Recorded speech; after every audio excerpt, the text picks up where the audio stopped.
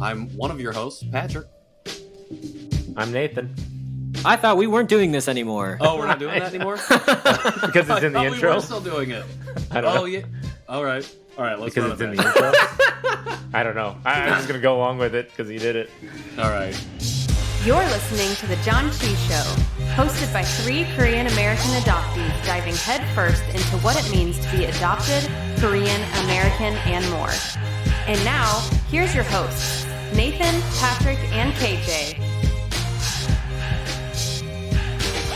Welcome to episode 5 of the Janchi Show. We are so excited to bring you episode 5. It's been an incredible 2-3 weeks now, and couldn't be more excited about continuing this journey.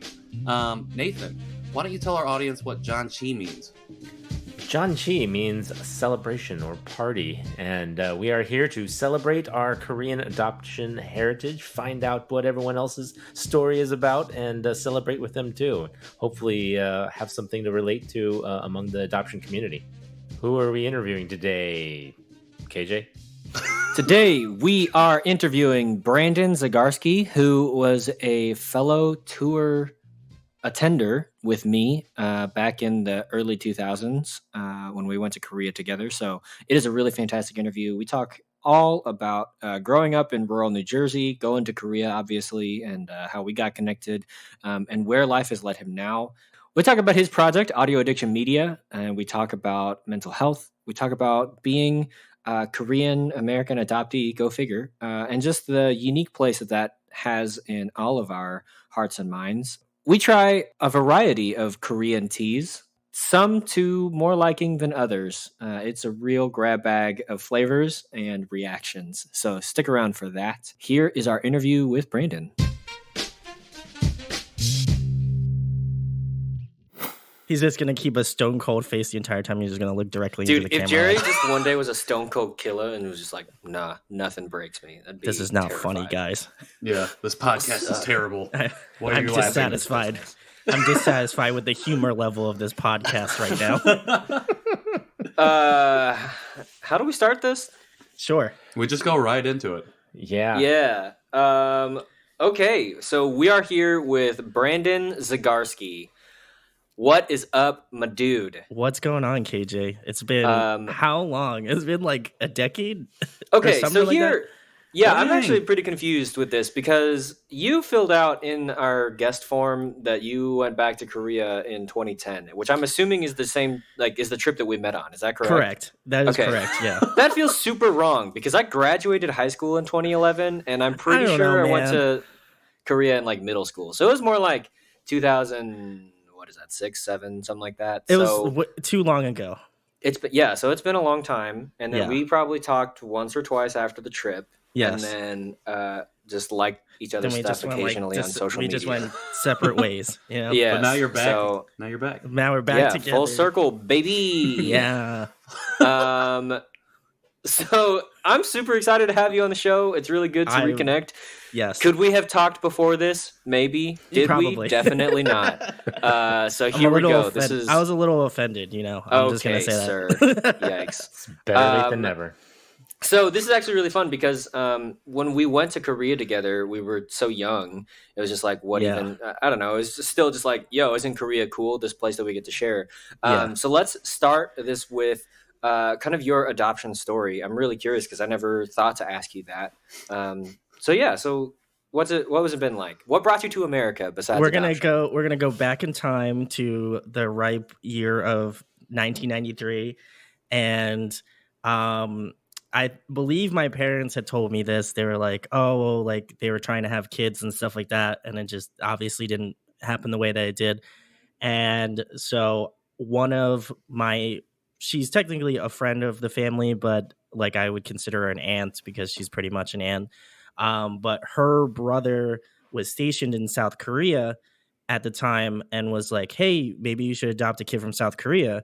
And she was like, oh, well, that would be cool. Maybe we'll look into that process because, obviously it couldn't have kids. So they figured it out. And then her brother was still stationed in South Korea. So she wound up traveling to South Korea. So my parents actually didn't meet me first. My aunt did. And so she like took photos of me and like was like, oh my God, this is your kid, all that sort of stuff. And like, obviously they have like scrapbooks of like, old photos and stuff like that. And then my adoption day is August 12th. And so they flew me in, like, with like it. I still think it's hilarious that like they have a guy that hops on a plane with just like a baby strapped to him.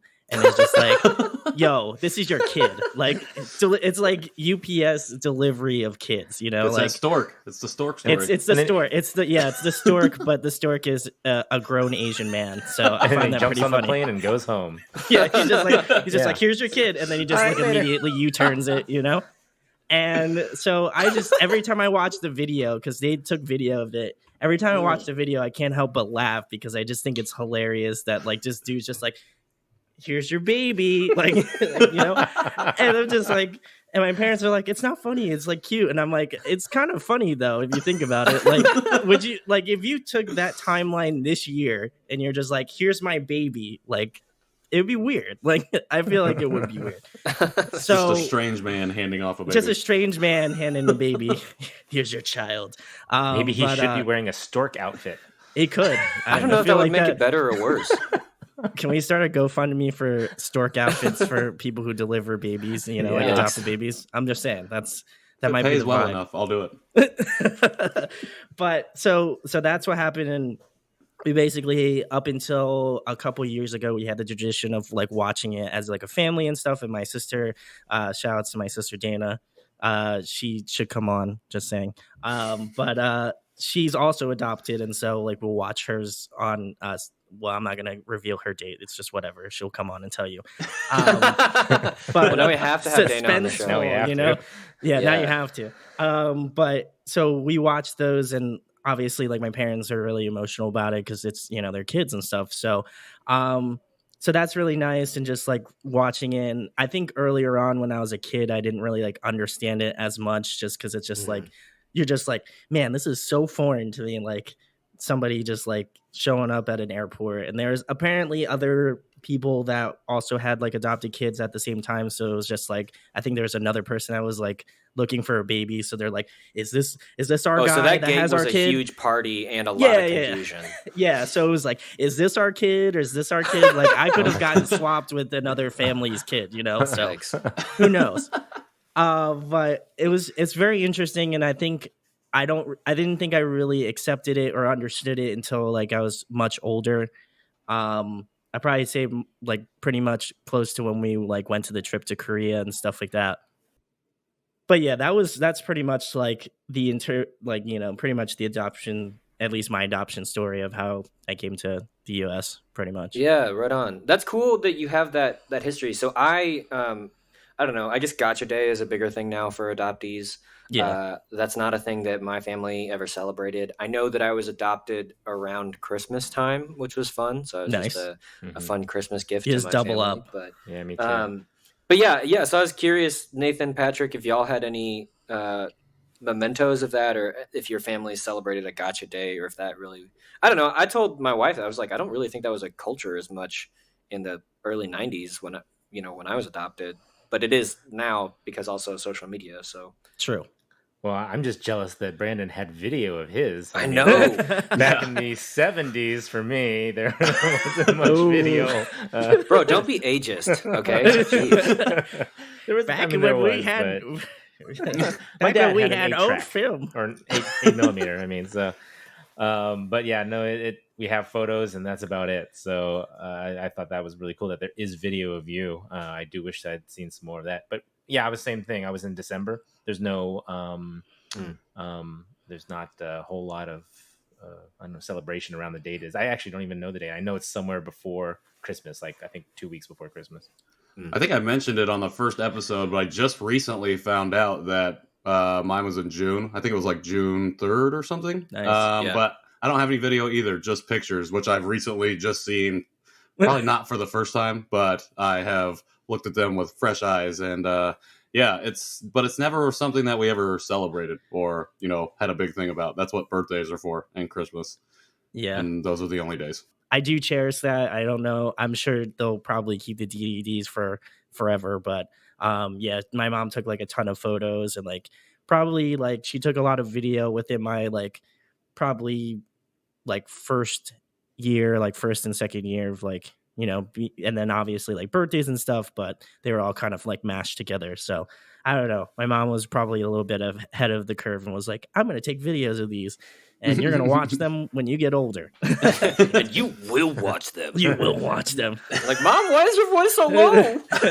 I'm like taped to it. I'm duct taped to the chair and I'm like, oh my God, I can't leave. Eyes taped open. Yeah, eyes taped. How Remember much your older is your past. sister? My sister is actually younger than me. She's okay. two years younger, but we both have March birthdays, so like we do share in that.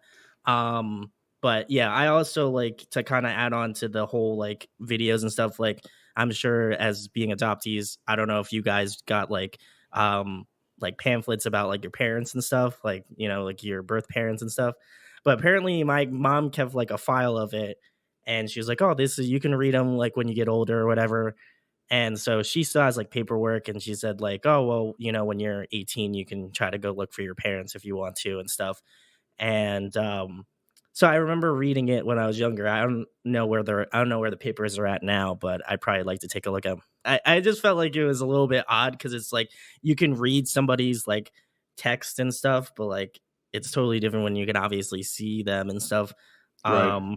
But yeah, I've definitely had the thought of like trying to find out because obviously, like you said, KJ and I have like the papers. So I don't know. It's definitely been, I think more recently because obviously I was coming on here and I was like thinking about stuff to like the questions you might ask me and stuff. But I was like, maybe I should look into it because I wasn't sure if it like costs money to go like look for them or whatever. And since I'm like, a poor millennial that I can't afford to go.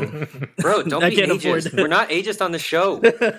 It's funny you say that, though. I have recently started kind of doing a family search, and I got the process started, and they sent me this long email with everything that I needed to get and collect, and they said, and then they had the fees listed, and I was like, okay, that seems pretty reasonable. And then I saw a post on Facebook in one of the adoptee groups, and they go, hey, I just started this search and it said they want to charge me all this money, but I hear that you can do it for free. So I'm like, okay, I got to dive into this. So I'm pretty sure there's an organization called 325 Karma. I think you can go through them and it might be a little bit more cost effective. So plug for 325 Karma. And also, it depends on the agency. When I did mine, they gave me the fees as well, but then there was a little a line below it where she specifically wrote, and if you need help with these fees, that can be discussed, as in there might be some sort of financing or something where they can find somebody to donate the money toward that. So it wasn't like you have to pay this or nothing, kind of thing. So on my agency was Dylan. So, but I think they're probably somewhat similar as far as that part. Nathan and Patrick, do you feel like it was worthwhile to kind of like take a look into it? Not that like I wouldn't want to, obviously, but I always kind of am like skeptical, like as you were saying, like you have to pay for stuff to like look, and so it's always kind of like in the back of my head, like deterred me a little bit from looking. Not because I don't want to, it's just like, would I be able to afford to like look for someone, and like how long do they look for to like locate them and stuff? So what's your thoughts on that, I guess? Well, for me, it's like the infancy of this journey. So I am probably in the same spot as you, but for Nathan, it's a little bit different. Yeah, mine was more along the lines of I did it much later than I think everyone else in my late 30s, and it was a lot of medical reasons and stuff that I went through with it. But the fees, I same thing. I wanted to look up to see how much the fees were, and for me, the fees were, I think it was under $300. So it didn't seem outrageously priced where I was, scared of going forward with it. So I just went ahead and did everything, and in the end, the outcome was far greter than any probably dollar amount that I would have done. Yeah. So you got to listen to episode 1 to hear that story. so I got a lot more out of it than $300, and so, but everyone's story is different and everyone's reasons are different. So I never say that that people have to do it because it's not too expensive, or even if it was free, everyone does it for their own reasons. So. Sure. Yeah. So switching gears, because I want to talk to you just about kind of your growing up and things. You mentioned that you grew up in rural New Jersey. You mentioned in your guest form that there weren't a lot of people of color around you, a lot of other adoptees besides your sister, obviously. So what was it like for you growing up, being adopted? Was that an important identity for you at the time? And then what led you to deciding like, yeah, I want to go to Korea? Well, okay, so I'll start with the going to Korea part. So I don't think that was really a choice for me per se. Like my parents are like, "Hey, you want to go to Korea?" You down in the chair and you're like, "You're going to Korea." Yeah, pretty much. Why is your voice like this? There was a dark room, like there was only one light. There was a chair in the middle, and they're just bag was already packed. They're like, sit down, and then that's the rest was history. I just remember. No, I'm kidding. They were like, no, they're like, would you be interested? Like they sat my sister and I both down, and they were like, oh, would you be like, if we were to go to Korea, would you want to go back to Korea, your homeland and stuff? And I was just like, yeah, sure, why not? Like who would want to go on like vacation for like almost 2 weeks in like a place you don't even know? So I was like, that sounds sick, let's do it. And then my sister's like, I'm too young, so I don't even know, so like let's that's a yes too, so so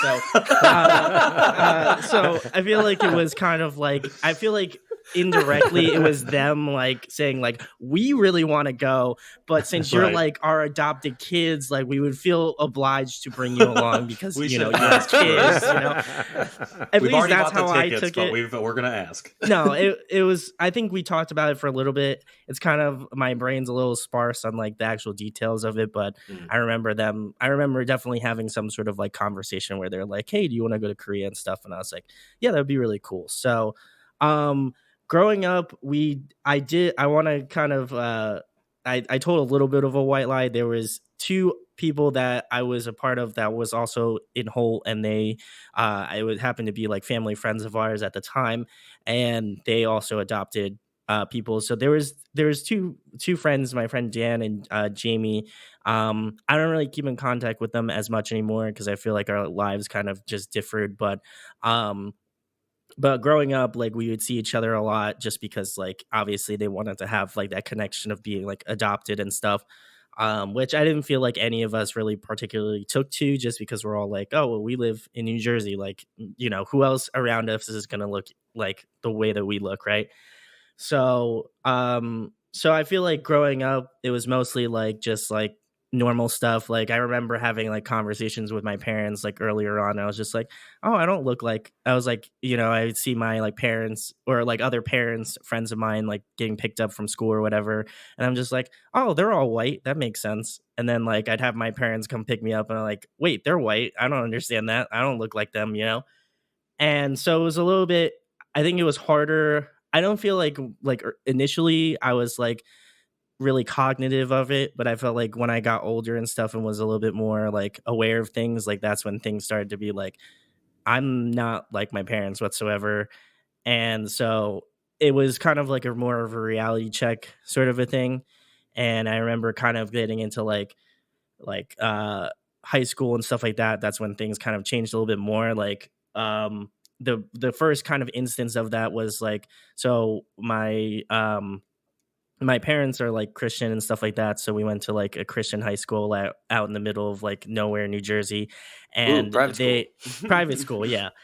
So there was other people from Asia, like they were from like Korea and like a bunch of different places. And so that was kind of like my first interaction with like Korean people and they were like actually from Korea. 'Cause like, they could speak Korean and they'd come up to me. And I remember one time I was in high school, and because like the school is like also like a church and stuff like that, I remember people coming up to me and like speaking Korean to me. And I was just like I just gave them like the most blank stare I possibly could. And they're like, you're Korean, you have to know what I'm saying, right? And I'm just like, I don't know. Like I was just like, I just kind of gave them the like, I don't know what you're talking about face. And they're like, "Oh, well, you from here?" And I was just like, "Yeah." And they're like, "Oh, okay." And then they would just like walk away because they knew I couldn't like answer whatever they It's had that to ask. immediate letdown. Yeah. It's an immediate letdown. And so it was a little strange that way. Like, and I think it was kind of like, I didn't feel like I fit in the camp of like my friends like that. And I'm not gonna diss my friends. I love them to death, but like I feel like I didn't fit in their aspect, and I didn't fit in the like real Asian population. You know, like it was just like kind of like I was straddled between two different worlds, and it was kind of hard to rectify between like, am I gonna just be like that like white like hick kid, or am I gonna be like, you know, an Asian kid that like has no idea what they're talking about, but I want to feel like cool with them. And I don't think I really kind of realized that, more so that I didn't have to like pick a side and I could just be myself until like I got into like college and stuff. That's when I was like, I don't really care, like I'm just gonna do whatever I am. Like I know who I am and like the things that I do, and it's not going to be based off of like because I'm adopted or because like, you know, because I'm like my parents are white or stuff. Like there's been plenty of times where I'll like completely throw people off and I'll be like, "Oh yeah, I'm like, my parents are here," and they're like, "Oh, okay, that must be nice." And then they'll like point out like an Asian family and they'll be like, "Oh, those are your parents, right?" And I'm just like, and there would be a point where I would like make a joke about it, and I would like go up to like random Asian families and I'd be like, "Oh, hey, what's going on, mom and dad?" All that sort of stuff, just to like flex on them, right? And they would be like, and then they'd be like, "Oh my god," like they'd be like, "Those are actually your parents. That's awesome." And then when they actually met my parents, it was just like, what? Like, there's no way. But like, what did the random Asian adults do when you said, "Hi, mom, hi, dad"? Oh, it was just like the shuddering face of like, I don't know who you are. Like, who are you? Kind of a thing. And that was the best part, because then like they knew that they were shocked, and like the people that like I was trying to convince that they were my parents were also shocked. So it was just like, I just feel like I made it kind of like a self-deprecating joke, which is like my style of humor anyway. So I was just like, you know, this is great. Like I just thought it was like, for me it was more of like a pitch to a joke kind of a thing, not like, and then it's not to downplay adoption whatsoever, but it was just kind of, for me it was just like a way to kind of like rectify or like resonate with like my culture and stuff, with just like, oh, I can make like kind of like a funny out of this, and people like maybe understand more about like what's going on. Because whenever I like people like talk to me on the phone, they just probably think I'm like some white dude, and I'm just like, "Yo, what's up?" You know, like it's totally different. You know, Yeah. It's so different, right? With a last name like Zegarski. Yeah. So let's talk about the trip. Korea, and I'm curious, what are the moments that, because we talked about it obviously from my perspective on episode 3, but what are the moments from that trip that really stood out to you? Oh, well, I keep telling, ironically enough, I told this funny story about our trip not too long ago, because my girlfriend met my parents when they came up to New Jersey. And I remember telling her this. My mom was like, tell your girlfriend the story about when you ate like a raw like snail. And I was like, okay, what are we talking about? And then she's just like, oh, remember when it was like you, KJ, and your sister, and like we were all sitting at like this table, and at the middle of the table there was like some sort of like spiral shell thing, and they were like, and I just remember I think it was like the group of us, we were like, oh, well, like we were all trying to dare each other to eat this like raw. And we were just like, you're like, no one's gonna eat it, and I was like, I'll eat it. I was like, but for a price. And then KJ's like, oh, I'll give you like 10 Korean dollars. And then I was like, no, we need more. You need to give me more money for this. So, and then somebody was like, I think it was, if I remember correctly, James was like, I'll do 20. And then like my sister's like, no, I'll give you $30 to eat it. And then it just kept like inching up a little bit more. And then finally I was just like, all right, fine, I'll just eat it. So I remember eating it, and I was just like, this is horrible, right? And then the lady comes up and she's like, oh, I forgot to turn the thing on. So you have to cook it before you eat it. It was completely raw. It was completely raw. And I ate it, and I was just like I was mortified. I was just like, But I was like, I got like $50 Korean out of it. So I guess, you win some, you lose some. Hopefully not food won. poisoning too. Yeah. Dude, I hope it wasn't food poisoning. We lost him for a day on that trip. But that was one that stuck out to me the most just because I thought it was hilarious.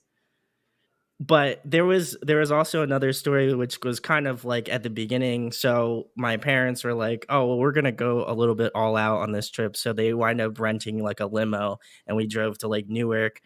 Or no, we drove to Philadelphia International Airport, and then we had to take like a flight since, as you know, KJ, we all met in like San Francisco. So I remember them saying like, oh, well, don't sleep on the flight, right? And I was just like, all right, fine, I won't sleep on the flight. So I remember I didn't sleep for the I think it was like a 3-hour trip from Philadelphia to like San Francisco. And then I didn't sleep like the 16 hours on the plane either. So and then we get there at like midnight in Korea time, right? So I didn't know why. And they serve us this huge meal. Yeah, so I didn't know why. I was being really stupid. And then we had like a 30-minute bus ride from what my mom told me. And all I remember was we got our bags out and I was just like, I was hangry for sure. Like I didn't eat anything. Like I was mad, and I was just like this, just this chunky 13-year-old dude. And I was just like, I'm just so hungry. I want to eat something. And then all I remember from what my dad tells me, because he tells me his story all the time because he just likes to roast me. But I remember, like you said, we had that big meal. And my dad told me that I literally, as soon as they brought this like bowl of like cold soup out to us, that I like, as soon as they put it on the table and I was like, oh, soup. And then I just conked out and blacked out. And I like, he told me that my face went directly into the bowl. Like, there was soup everywhere. I don't remember any of this because I was obviously like just knocked out. And then all I remember is waking up in my bed the next day, like completely like just in my boxers, and then my dad's like up watching like Korean TV, and then I like remember like getting up and I was just like, I felt terrible, and I was just like, what happened? And he's like, you passed out, so I had to carry you up the steps into our room, and then I had to undress you and then put you in the bed, and now you're here. And then he's like, welcome to Korea. And that was like Face in the soup is like soup. Yeah, face in the soup is like a hilarious joke you see on TV, just like yeah, but it was a reality for me, so now I have to live with it, and now it's also on a podcast, so now I get to relive it when I listen back to this. Perpetuity. I'm only gonna listen to it every day, so don't worry. But did your mom take video of that? That's what no, she didn't. Surprisingly, if she took video of it, I probably would have sent it to you because I'm a masochist. But Mom, if you have the video, send it. But that was another one, and then I'm trying to think if there is anything else that I can kind of remember fondly. There was definitely a little bit of an instance where I don't know if I'm sure it happened to you, KJ, as well, where we like stayed with like a Korean family for like a stint, like it was like a couple days or something like that. It was very strange. That's all I'm going to say. If you're sleeping in someone else's house and you don't know them and they speak a language you don't remember if that happened to me, but I think that might have been the time when I broke off from the group, because it was on. I remember our tour was going on the way down to Busan, and I don't know if we got to Busan, and then like they got me a taxi or something, and then we went up to Daegu because that's where I was born. Mm-hmm. So I got to see like the hospital where I was born and like meet my foster mom, and I had lunch with her and things like that. So maybe that was during that time, because I don't necessarily remember. There are like 5 things that I remember from that trip. Yeah, wow. So I feel like I remember more stuff recently because it just jogs the memory. Like when like I said, when you asked me to come on, I was like trying to like really remember, and then I like kind of asked my parents like, "Hey, what do you remember about this trip?" Because I'm gonna try to see if it can jog something in my head. And I also met my foster mother, and I just felt like the exchange was like. I feel like now looking back on it was a little rough because it's just like, like I'm younger and stuff. As Nathan turns the mute on, Maybe just mutes his microphone. Like, you don't need to hear my kid crying. Oh, he's like, you don't hear my kid screaming. That's fine. It makes it easier for me to edit later. That is amazing. See his hand slowly creeping to the I mute saw that. button. I saw that. It was slowly creeping in to hit the mute.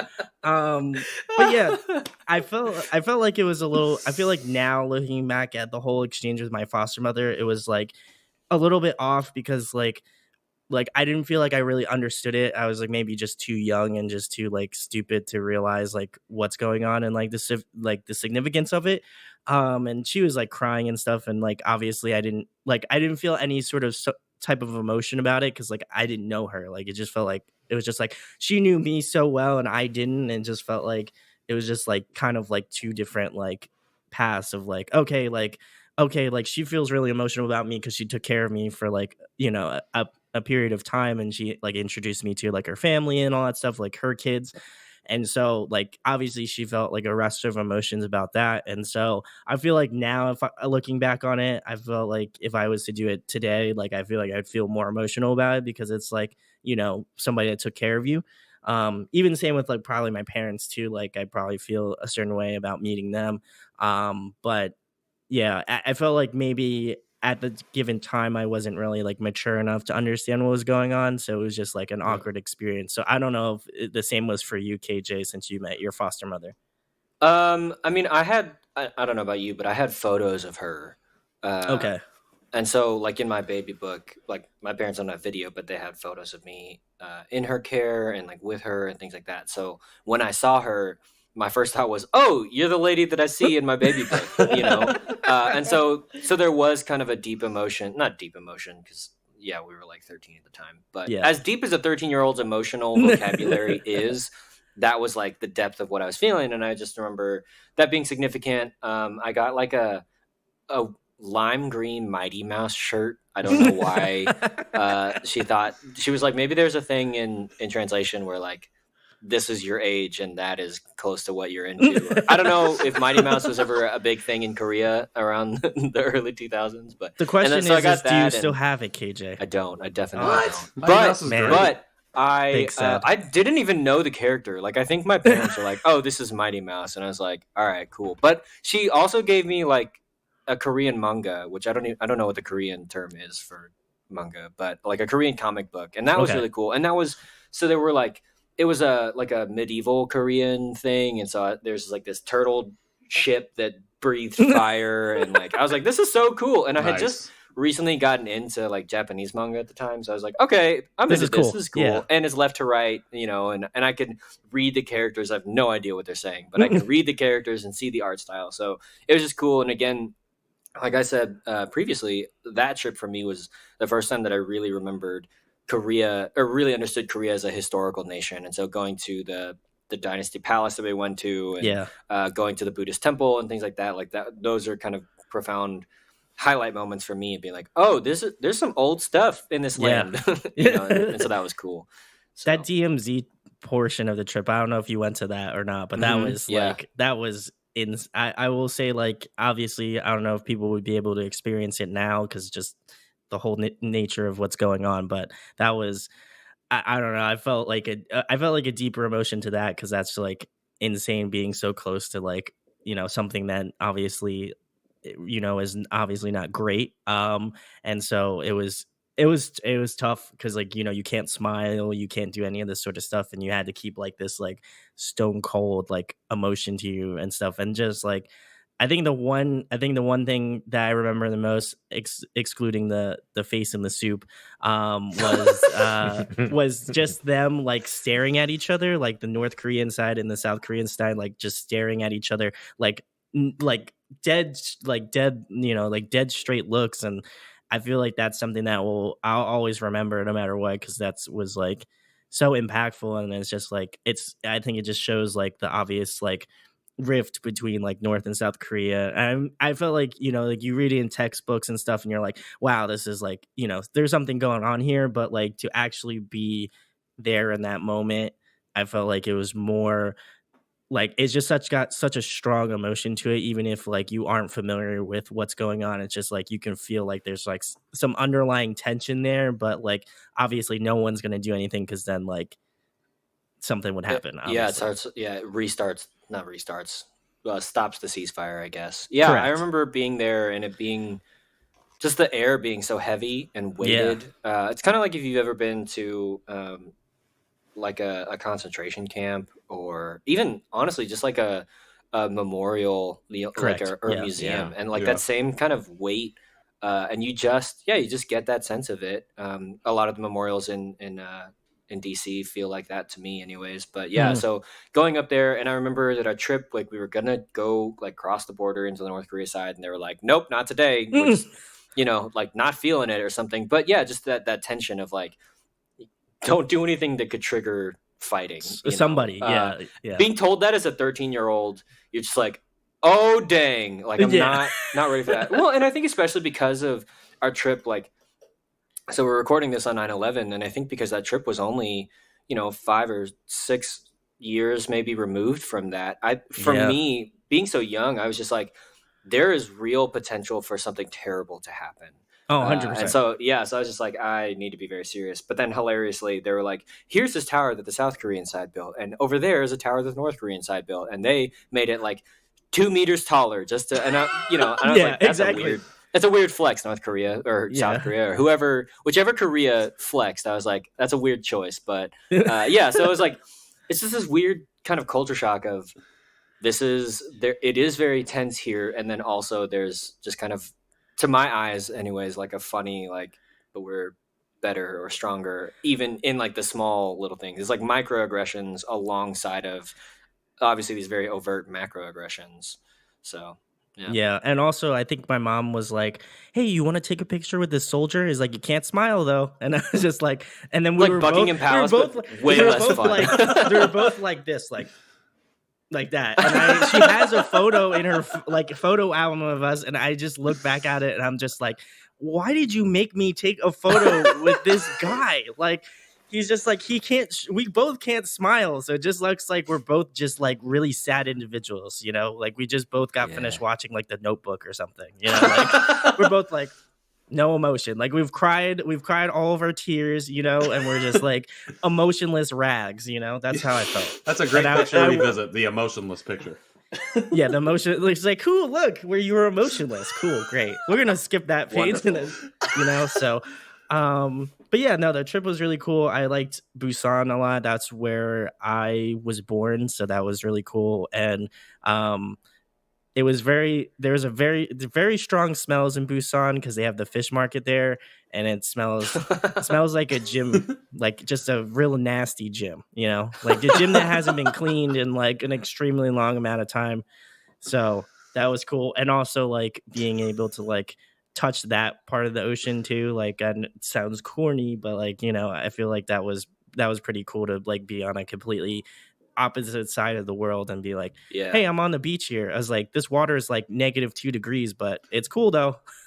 That's funny. I remember having the same feeling because I used to vacation with my family in like San Diego area and be like, I've touched the other side of this ocean. It's being around the world like that was cool. So, but yeah, no, I had pretty fun memories of it. My parents always asked me if I'd go back, and I was like, yeah, I'd probably go back. I feel like I would have way more enjoyment out of it now, being older and like kind of understanding it and like learning more stuff about like my culture and stuff. Like, I feel like I kind of straddle lines between like still being like a normal white dude and like also like and also like being Asian at the same time and like having those sorts of traits and stuff. I just remember a funny trip that has nothing to do with like adoption whatsoever, but I remember me and my best friend from grade school, we went out to San Francisco for like just like a spring vacation, and we were in like this like Asian shop in like Chinatown,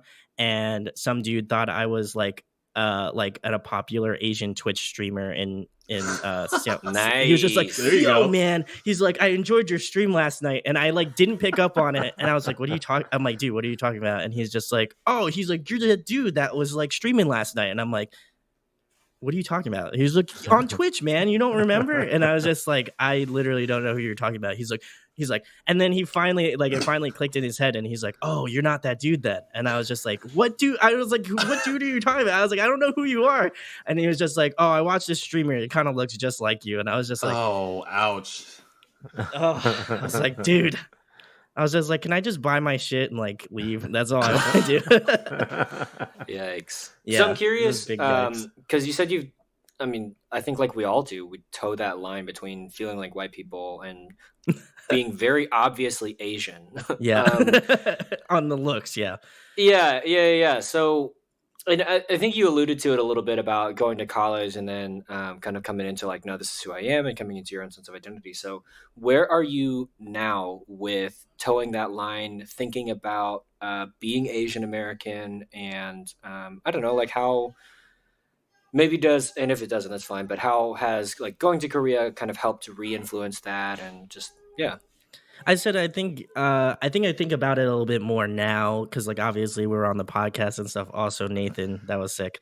Slick moves, slick moves with the mute. But I felt like now like I feel more attached to it. I think it's just because when I went to college and I just music and stuff, like I feel like I tapped more into music and stuff and like listening to other bands from other countries and stuff, and I feel like that's when I really was like, yo, there's some like sick Korean bands out there that like I don't even know like in that genre of music, and like and I just think it's ironic that like K-pop is now huge and like everybody's like, yo, like are you like related to like that guy from like that special K-pop group? And I'm just like, and you clap back and you're like, are you related to Justin Bieber? Yeah. Yeah. I was like leave no, me alone. I'm not. God, like I was just like, people. they're just like, oh man, you must be able to dance really good or something. And I'm just like, nah, fam, can't do any of that stuff. I was like, your boy has no dance moves. So, I'm like, I'm not a part of the Jabberwockies. Like any sort of like amalgamation of those words. Like, I feel like I've heard it all at this point. And I've had people like, I don't know if you guys have dealt with this, but like during like quarantine and stuff, like especially earlier on, like I had people be like, you need to go back to China. And I was just like, I'm first of all, I'm not Chinese. So, get your facts straight, first of all. And secondly, I'm like, I don't really care. And I was like, I've lived here probably longer than you have. So I was like, why don't you go back to why don't you go back to your farmhouse and your, and you're like, why don't you go back to Poland? Yeah. Why don't you go back to Poland? Yeah. Why don't you go back to Eastern Europe or something, but or like I feel like Germany, I don't know, whatever. Where are white people from? I don't know. Europe, everywhere, apparently. Europe. Yeah, just Europe.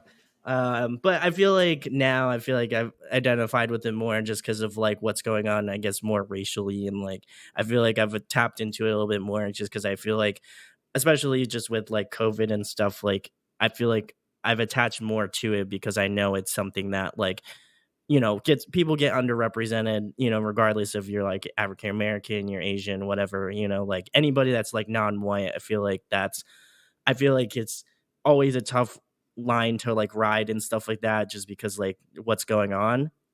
So I feel like I've tapped more into being like, learning about Asian cultures and stuff like that, and just like learning about other cultures in general, because it's definitely I feel like it would implore a lot of other people to kind of like, if you have like other friends, to like learn about their cultures and stuff like that, and like kind of grow from that, or like some stuff that like I've learned about like Korean culture that I'm like, yo, this is cool, or like a cool Korean like alternative or like heavy band that I like found recently that I'm like, yo, this is really cool. Like I would have never expected that. So that's awesome. And like to kind of attach on to that more in the music aspect of it. Obviously, culturally, I feel like I could probably, learn some more stuff. But I think generally, like, I feel like generally it gives me an opportunity to like learn more about like Korea. And like I said, I would definitely like to go back and like kind of like learn more deeply about stuff and maybe spend like some like a longer amount of time. I mean, obviously we almost spent KJ and almost spent like 2 weeks there, but obviously I can't tell you how long ago it was because my memory is poor, but I feel like it's the snail. The snail it's the snail got me. I think I lost some brain cells after eating that, but And but maybe yeah, you can no, actually eat the soup this time too. So. maybe I might be able to eat the soup. Who knows? Not just sleep. in Maybe it. it's just a Yeah. Pavlovian response. Just every Yeah. time he goes to a Korean restaurant, he just falls asleep in Yeah, the soup. falls asleep, Ozzy, yeah. I'm going down. I just got Dana here. is just like, dude, wake up. Yeah, dude. But yeah, I feel like now more currently, like I feel like I've more identified with it and like understood it more than just like before, where I feel like I maybe like suppressed it because I was just like, I'm just that white dude that lives out in the middle of nowhere, all that sort of stuff. Like I feel like I kind of suppressed it for like a long period of time, and I don't feel like it was maybe more so healthy. And now I feel like I'm in a healthy spot where I'm like learning about different things and like kind of growing, and like, obviously I don't know what there is to know about Korea because there's a lot of stuff, and there's many textbooks that I probably could read about, Korean culture and like history and stuff. But I hope to kind of get into that more so, especially I feel like this has kind of ignited me to like learn more about it and get more deep, learn about it, and like maybe hopefully like find out about my parents and my roots and stuff. Well, bro, welcome back to the journey. Welcome to the journey. I get exactly what you mean when you talk about suppressing that stuff for a long time, because that's exactly what I did. For 29, 30 years, I was like, Yeah. I am the white dude who just looks Asian, but, Yeah. if you hear me on the phone, this is a white guy. I always got confused for my dad when I was younger. Yeah, like And Twinkie is just like Yeah. a state of being for Exactly. us. Just like, Yeah. that's not a burn. That's just how I am. Sorry. Yeah, I'm Yikes. curious on that for you guys too. I mean, as a kid, I made a lot of humorous jokes to maybe mask the awkwardness of how I felt. Did you guys do similar things where you would tell like even like Asian jokes to other people? Yes.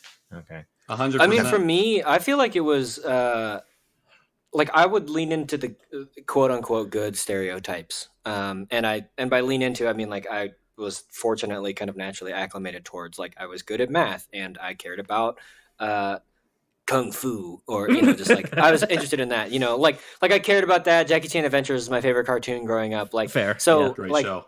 I already fit what people assumed of me. Yeah. And being raised by white people, didn't realize really how hurtful propagating those stereotypes was for any other fuse they may have been, any other Asian American in my Sure. life, or potential Asian American in my friend's life, and so yeah, I was just like, oh, I had enough to be self-deprecating about with my hand looking the way it does, that I was just kind of already used to getting ahead of things.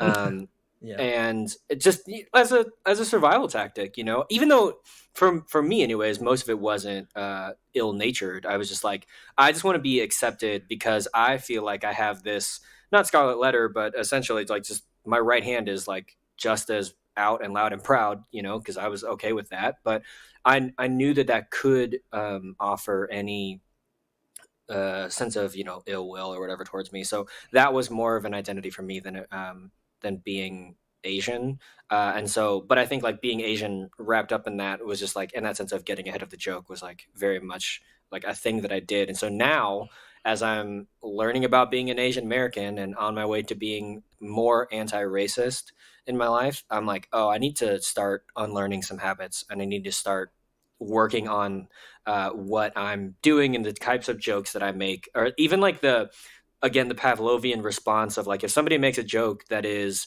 a quote unquote good stereotype related, just being like, my natural inclination might be to laugh because I have 20 plus years of history laughing at those jokes and not thinking about like, that's racist and that's not good. Like, I've really had to learn. And Brandon, it might be like this for you too, because I know that the rural Northeast can be fairly red and conservative. Like, having to unlearn those things and be like, wait, the appropriate response is not to laugh. The appropriate response is to get angry and is to call people out and be like, stop treating me like this, because they're like, unfortunately, if you're just not around a bunch of other Asians, you are that. And so it's like, it's kind of like on you just to be like, treat me like a freaking human being, not like this, whatever you see me as, Yeah.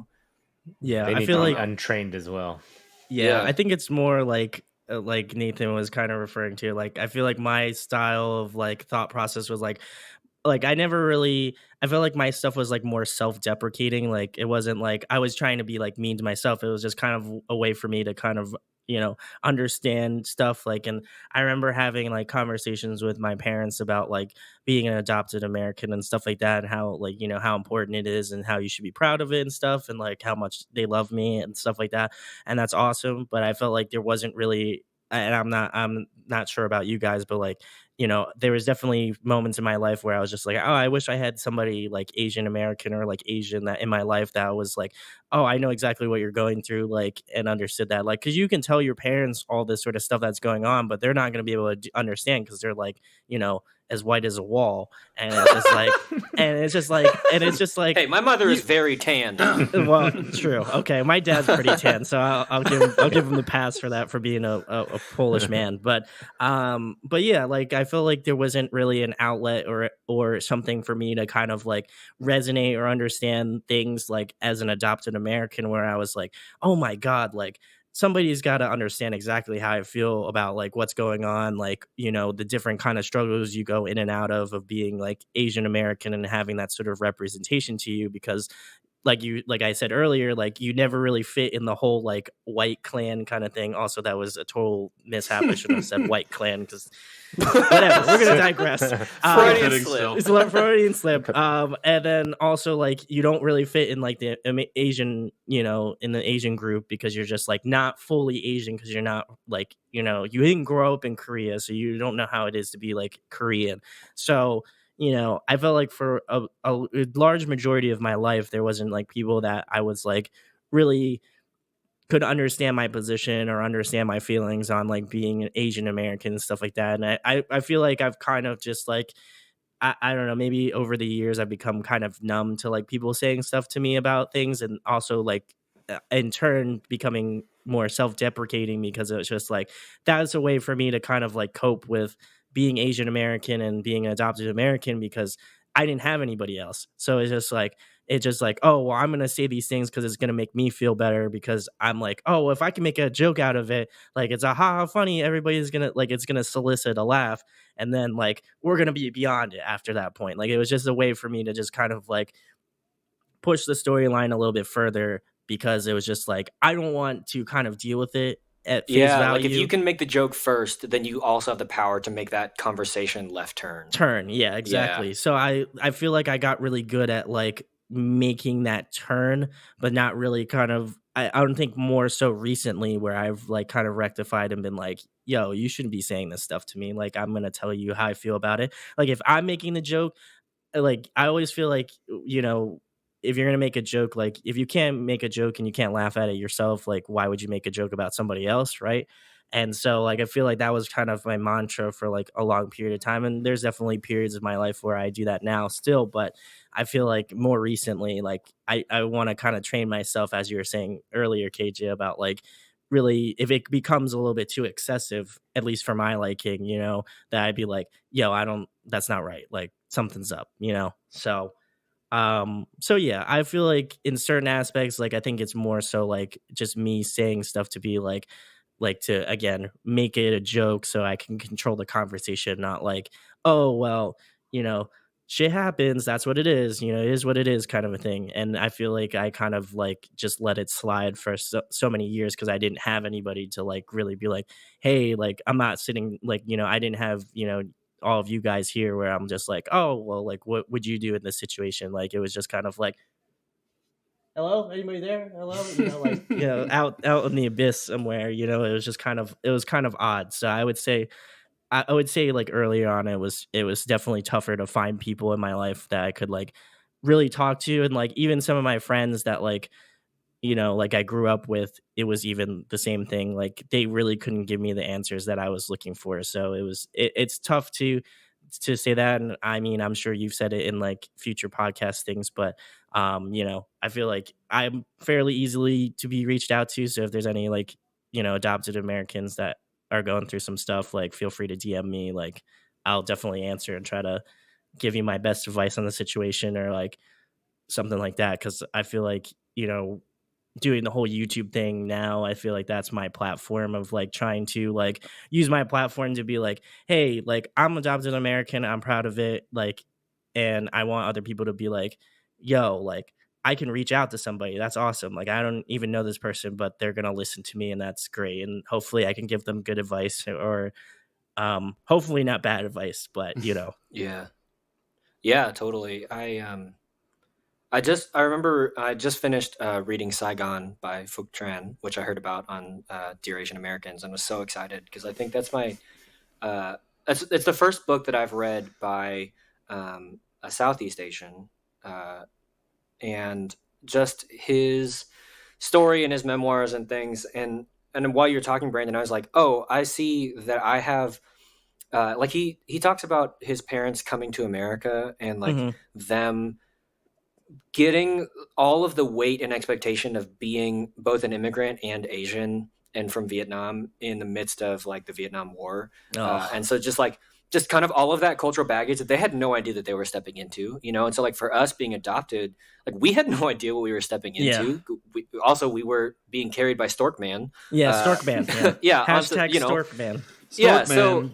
So it just, and we had no idea what we were being, but then being raised by white people, also you're like, well, they certainly don't know what we have been brought into, you know? And so just having that sense of like, I need to learn what America thinks of me, even though I don't think it of myself. And also realize that what I think of me is informed by white people and not necessarily by quote unquote, my own people. 'Cause I don't know, my own people are adopted Asians, like not Asians, really, not white people. Like it's this unique kind of subcategory. And that's why we want to make this podcast and bring people along on this journey, because we need places where we can say and we need places where we can like just say, y'all ever experienced this? And like that everybody's like, oh yeah, I totally get it, you know, because it's just different. So yeah, I totally hear that. So what is your platform now? What are you doing with your life? You said that you were on YouTube. What are you up to, man? Let's catch up. Ironically enough, before we hopped on this, I announced on my Facebook page that I was going to be taking a little bit of a break for like mental health and like, you know, I've been doing YouTube for 4 years, like creating like a cool platform where I like, you know, speak to a bunch of different artists from like, you know, from America, the UK, like Europe, Australia, Japan, you know, all that sort of stuff. And so it's been a wonderful journey. Like I did it out of it wasn't necessarily necessity, but I was in my senior year of college, and I was just like, you know, you sit in college and you're like in the lounge room, and you're just like, what am I going to do with my life? That's like the next step, right? And I got my bachelor's in marketing, and I was just like, what am I going to do? I don't know what I'm going to do. And I was just like, I love music a lot. So I was just like, let me start a YouTube channel and see what happens, you know, kind of a thing. And so I've been doing that for in February, it'll be 5 years. So it's pretty nuts that I've been doing it for such a long time. And so as of recently, like as mentioned, like I've been trying to, you know, I took some time off. I'm probably going to be doing more like Twitch streaming and stuff like that, where like I'll be checking artists out from like, you know, all over the globe and stuff like that. So, and I've also been just trying to use my platform to speak about like more like, you know, like racial issues as of recently and like mental health and stuff like that, just because I feel like, you know, I don't know if you guys have struggled with it, but I'm sure there's definitely been a portion of your life where, you know, like, you know, you go through a bit of a depression about like, you know, about being adopted American and not understanding like, you know, what other people go through and stuff. And, you know, I don't want to say like, this is my cross to bear kind of a thing, but like it kind of is in that sense, because it's like, you know, I'm sure KJ understands like living out in the middle of like nowhere, pretty much like, you know, you don't have anybody else. And if the next neighbor's next to you is like, you know, 3 miles away or something like that, it's like a little bit different. So I feel like for myself, like, you know, just because of what's going on, and I know a lot of people have been stuck inside and stuff, like I know like, you know, those sorts of things come up like anxiety and stuff. So I'm really trying to use my platform to like speak about that sort of thing and like, you know, have that be more known. And I know it's definitely a hard subject to talk about for most people, but, you know, I feel like it's a worthwhile cause to talk about, because I'm sure there's a lot of people that struggle with it on a more underlying level, that especially musicians, I feel like, you know, a lot of great songs have been written in very tumultuous times. So I feel like, you know, every artist has that sort of, you know, that sort of emotion or vibe, or they wouldn't be singing about it. So so I feel like that's been kind of my goal, is to just find like really cool underground bands that I enjoy. I mainly listen to like more like heavy metal, that sort of stuff, like in that genre, which completely throws people off because I think it's hilarious when people come up to me, they're like, you must listen to like country music. And I was like, no, I just listen to like some dude like scream into a microphone for like, you know, an hour. Is that not country music? Yeah, that's definitely not country I haven't kept music. up with the country scene. I mean, it could be. I don't know. There's probably some subset of music that's like that. But I'd love to hear it. I listen to more like, you know, like metalcore, like post-hardcore, like a lot of that sort of stuff. And it's been fun. It's been really fun. And, you know, I hope to continue doing this for as long as I can. And also I'm just hoping to do it long enough so when I have kids, then I can like be that like really annoying dad that has YouTube videos. And then you're like, look how stupid my dad is. Look at this. He's so stupid, right? Like, look how stupid Like, guys, do you he remember is. this thing called YouTube? Yeah, remember this thing called YouTube? Look, my dad has like thousands of videos on here that we can watch, and look how stupid he is. And I would be like, kids, what are you watching? And he's just like, Dad, we're watching you. And back in, you know, 2011 or something, you know, like it would be great. I feel like it would be pretty funny. At least I think it's I don't, maybe now currently like looking at it, I'd be like, wow, this is insane. But then when I look back, I'm like, wow, that was some real fond memories, you know, of me having a YouTube channel. So yeah, so that's pretty much what I've been doing more currently. And then I actually, like I said, I'm taking some time off, so I'm hoping to be like writing my own music and like doing that in my spare time, you know, no days off kind of a thing. Yeah, right on. I think it's really cool. I like that when you said you're stepping away and on your channel even you're talking a little bit more about mental health issues and stuff like that. I think it's very appropriate time because September is Suicide Awareness Month. I don't know if you're aware of that. But also, the Korean adoptee and the adoptee community is, in this country, 4 times more likely to commit suicide than an average person. So I think that's really awesome that you're using your platform and you're speaking out about those things. And it's really timely, too, to be bringing that up because, yeah, I mean, for me personally, I've struggled with those things, but I've never went and sought out help or anything like that. You know, I've always pushed through. And I've never had a community of people who were like me, just like you were talking about, you know, growing up. I grew up in the middle of nowhere and I never had that, but I did the self-deprecating humor, but only as a way to fit in because I did not want to be myself.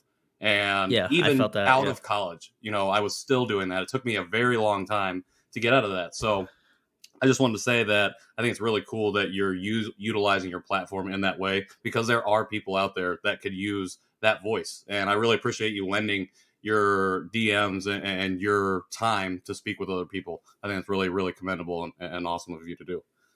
And I want to say, like, I feel like the reason why, like, I kind of, I felt that way for such a long period of time. And I feel like that's what really brought me closer to music. And that's why, I feel like that's why I'm really passionate about doing the channel, is because it's so close to home to me, because it's meant such a great deal to my life. And I felt like there's so much I can owe to, that community of music. But yeah, no, I feel like I fell more into music, and like, especially during probably my like middle school and like early high school age, that's when I really got into music, because I felt like I was really distant from, being Asian American and stuff like that, that I was just like, I need to really delve into music. And that, ironically enough, spurred like my, interaction with like trying to grow in music, and like knowing that there's other people that like create music and like are from different backgrounds, different walks of life and stuff like that. And I feel like that's when I truly realized that, like, even if I'm not like, didn't have anybody like to go to that was adopted American, I was just like, I can listen to this music and I know somebody else is going through that like same struggle and stuff. Yeah. And so like that meant a lot more to me. And I feel like that was another like larger coping mechanism for me, was just listening to music. And like, I think it's kind of therapeutic in a way to just listen to somebody scream into a microphone for like an hour. Same way. And so, and it's, I'm going to tell you, it's the best gym jams when you're trying to like pump out some like weights and stuff, and you just hear some dude like scream in your face. It's great. I'm telling you. I'm not all the way metalcore, but I'm definitely into the progressive rock and stuff like that. I listen to a lot of that stuff, especially in middle school and high school. That's when I got into that. So I definitely feel where you're coming from. I feel like you do at least like 20% more gains when you listen to some like just hardcore music. No way, man. Yeah, We're no, Patrick is- Chopin and Patrick is more yeah. like, just give me that Come sweet on. Fall Out Boy action. Jesus. That's all I I don't need. know. I guess follow I don't know. I feel like Nathan's gonna have to get back to me on that, and I'll have to send him some recommendations, and then he'll have to let me know if he lifts some more or Disney not. soundtracks. Man, I don't know. I would love see me. You should see me work out. Hey, listen, so like, I could just imagine Nathan like lifting to some like elevator music. He's just like, and he's just like, oh yeah, doing it, yeah. And I'm just like, man, Somebody comes over, like, are you listening to the We Play Yeah. music? Yeah, You need to have Nathan as a guest on your show to review some. That's a good idea. We can do that. We can make the crossover event happen. Yes. And then to kind of piggyback on that, like, so I create my own merch on my store and stuff like that, and I'm going to be releasing more designs probably, within the next week or so. But basically, I like mark down all of my like merch, and all of the money that I make for profit in terms of the merch is just going to NAMI, which is like the national, I don't even know what the acronym is, which is just like the Mental Health Association of America. So all that money is going to get donated to that. So I don't want to see a penny of it, but that's what I've been doing. And I've been just trying to, like, obviously I'm not like Logan Paul and trying to push my merch on people, but like, if you want to support me in that way, please like support me. And then, I can go support other people that, need the help, and that, obviously are asking for that mental health, initiative and stuff. So, I don't want to feel like people see me on the internet and they're like, man, he must make a ton of money. And I'm just like, no, I don't. But like any money that I do make, I want it to go to somebody else that needs it way more than I do. So That's amazing, man.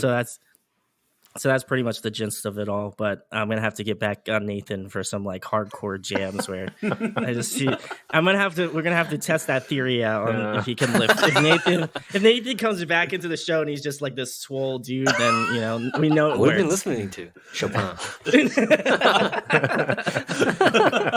Solid. Well, Brandon, I don't know about the rest of you, but I could talk to you for hours. So it has been great having you on the show. We're going to take a break, and when we come back, we will be eating and or drinking a Korean food and or drink that we're going to figure out right now. Okay. yes. We'll be right back. Bye. Oh, wait, no, not bye.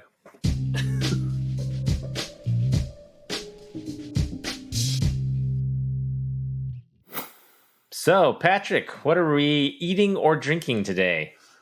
We are eating some really good tea. I mean, we are drinking some really nice teas today. Nice. Korean teas, huh? What kind of Some Korean teas do you guys have? So my Korean tea is a nice bitter melon tea. Oh, wait. Ooh. There we go. Oh, Bitter nice. melon. Show it to your other camera. I have I never am actually right now. had bitter melon. So I have Lotte's corn silk tea.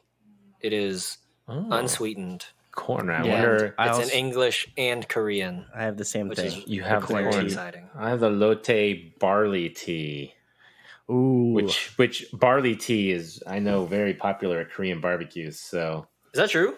yeah, it's typically one of the main drinks that they give you, and you drink out of these little metal glasses, little stainless steel All glasses. right. Yeah. My Okay. bottle has Mine the is sweating super Hangul nutritional label, and then stuck on there is an American nutritional label. Nice. Extremely tiny print. I think That's all you need. All right. I think ours have English on there, surprisingly. It smells like Cheerios. You know what it smells like? It smells like what's that kid's cereal? Kix. It smells like Kix Ooh, a little Kix. bit. I like it. Yeah. That is So, a corn all right, cereal, corn so that would It make is sense. a corn cereal, yeah. I don't know what I'm trying to show that other camera. I was gonna say, I'm curious on if yours really just tastes like corn. It literally just tastes It like does. corn. It does. It Yeah. just tastes like a corn drink. It's like it's like if Oh, Yeah. I like And that would be Patrick with the the bitter melon. bitter melon. Is it? yeah. Is it by chance bitter? Not just There's a a I don't corn really- choice. I mean, I don't know what this is. That doesn't even look like melon. It looks like spiky kiwi. And I don't like that. It's That like is spikes amazing. going down my throat. I surprisingly like this. I don't know. It's something about it that tastes like It just tastes refreshing. So It tastes corny. It tastes corny. I think I like it, honestly. I do feel like I'm drinking cereal. This is how much I that's a drank weird choice. because it's Wow. so horrible. No, you have to finish it on air. That's the deal. That's the Finish. It's your fault for getting bitter melon. All right, how many Korean dollars are you gonna give me to chug this? Wow. All right. Ooh. Segue. Okay, you know what? Actually, I said I like it, but I don't know if I like it.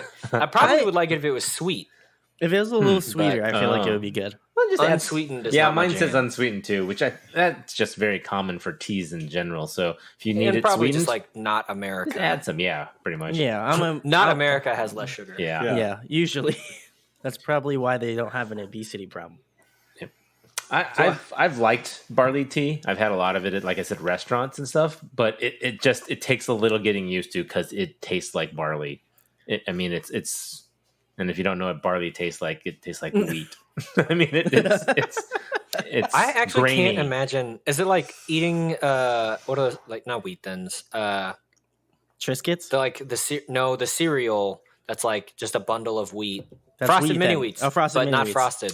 So then Is it just like maybe eating the mini wheats? flavor, Shredded but not wheat. the sweetness of it. I mean, it's really healthy for you. Okay. But it's uncaffeinated. It's I don't know. I know it's a staple as far as the Korean barbecues go. I don't know where else people drink it, but every meal or not.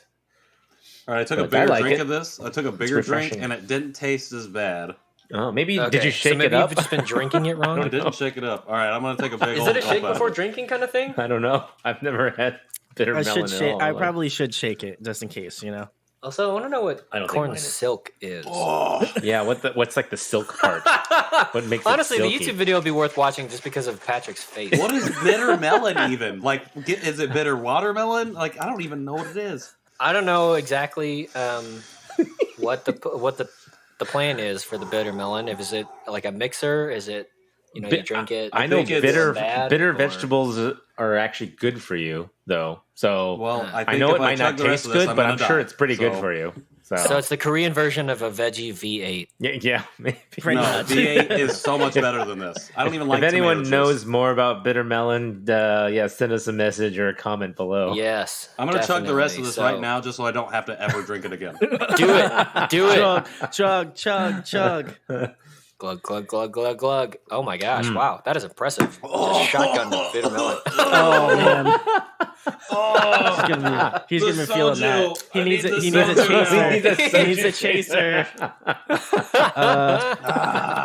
I will say Soju by Cajun- Jinro, strawberry flavor. Oh, that was so Wow, much Patrick's better. really out here with the sponsorships. I feel that. That's a strong vibe.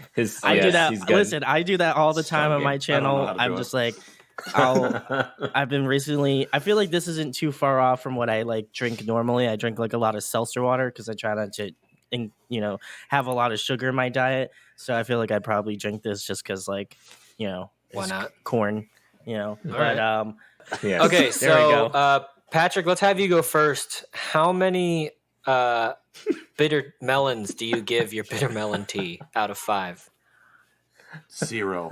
Actually, I'll give it 1. 0. For just making a product. You get points for trying. You get points for 1. trying. You did it. Okay. It really It's a wasn't drink. that good. I'm gonna be honest. I did not like You it. have to go look up the health benefits of it, and maybe that'll give it a couple more stars.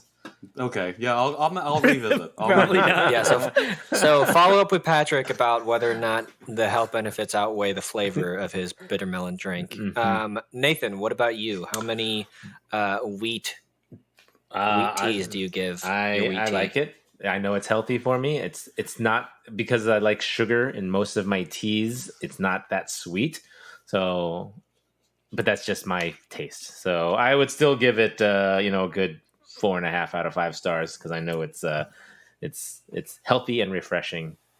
If I added a little sugar to it, I would put it up to 5. But that's my American talking. So. All right. I'm gonna give Lotte's corn silk tea 3.5 corns on the cob out of 5. I like it. Because here's the deal: when I drink it, I'm like, "Well, this is weird," and then I don't drink it a while, and I find myself, I'm like, I mean, I'll have another drink. It's like one of those things, like it sits in your mouth and you're like, I mean, I want some more. But then also, I feel like it's doing not great things to my breath because it just is like the corn taste flavor smell is just like sitting in my soft palate. And I don't know if it's escaping. Unfortunately, we're not in person, so you can't tell if it's escaping, but I feel like it's escaping and my wife will tell me whether or not it is later. So that's less than I need. And Brandon, round us out. How do you feel about the corn soaked tea? How many corns on the cob do you give it? I like it. Like I said, I drink a lot of seltzer water, so I feel like this is just like a smidge bit sweet, not enough. But I think it's solid. I'd probably give it similar to yours, maybe like a three corns out of the cobs, out of 5. I feel it's not like the bet. Three corns out of the cobs. Corns. Decobbed corns. Okay. I feel like it's solid.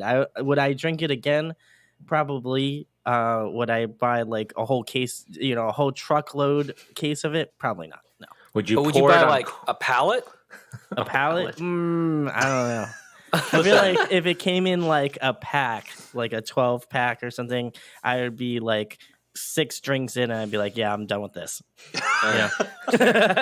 What if you poured it on corn pops?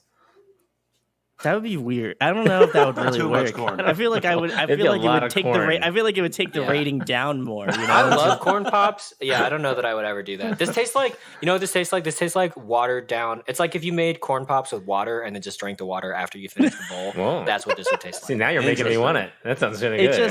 It's really just like if you put the corn on the cob in a blender and you just blitz it up until until it was a drink. It's really hard to describe. So go out to your local Target or wherever you get your Korean food and find yourself some corn soaked tea. Probably not the bitter melon. Don't do the bitter melon. After fact checking with Patrick, you find unless out you're a that the health sadist, benefits are then you'll super enjoy worth it. Yeah. So there you go. Well, Brandon, thank you so much for coming on the show. It has been fantastic chatting with you. Where can people find you? Where can people find your work and your projects and all of that? Okay, so I'm official and I have a website. So if you want to check out www.audioaddictionmedia.com. That's where all the links will be, where you can check out anything from like merch store to like videos that I post. If you want to follow me on social media, most of it is Audio Addiction Media. Twitch is the same thing, Audio Addiction Media. The only one that isn't is Twitter because they don't allow enough characters. So shouts to Twitter for not allowing enough characters. So it's Audio Addiction _ So check that out there. Like I mentioned, I'm going on a bit of a break, probably about a month. I don't know how long, but somewhere around that portion of time. And so I hope to be back at it soon. And I'll have to get Patrick on for a Circa Survive album tour thing or whatever. Please do. I would be happy to be a guest on your show. And also Nathan will be there. Oh yeah, Nathan will be there. Listening to classical. Nathan will be here in the background of my video. Well, what about this progressive? You may or may not have heard of him. He's named Debussy. Good one. All right. Well, you can find me on all of the things at KJ Relke, KJROELKE. You can find me on Instagram at Patrick in the World. You can also find me on SoundCloud at Patrick Isn't Real. That is my cat. Is that your cat? Right on here. the street. Where can you find your cat? Does she have a YouTube channel too? He does not. He has glaucoma in his right eye, so that's all good. You can find me mostly Nowak Photo or Nathan Nowak Photography. It's all a little bit different. Boom. And you can find the show at Janchi Show on all of the platforms. You can watch us on YouTube, listen to us on the podcast. New episodes drop every Wednesday. Thank you again, Brandon, for being on the show. It was really, really fantastic. Yeah, thank you so much. That is it. We will see you next time. Bye. Just that.